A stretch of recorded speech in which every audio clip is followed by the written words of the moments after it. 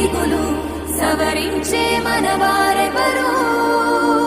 కళమారుతున్న జీవితం కలతలోకి జారన కలలు గన్న కనులకు నీటి చెమ్మ తగిలెనా వెలుతురైన ప్రతిదినం చూపుతోంద వేదన అందమైన బతుకున అలజడి చలరేగనా ఏమిటి నీ పాపం ఏమిటి నీ నేరం చీకటి ముసిరిందే చిటికల్లోనా తీరదు నీ శ్లోకం మారదు ఈ లోకం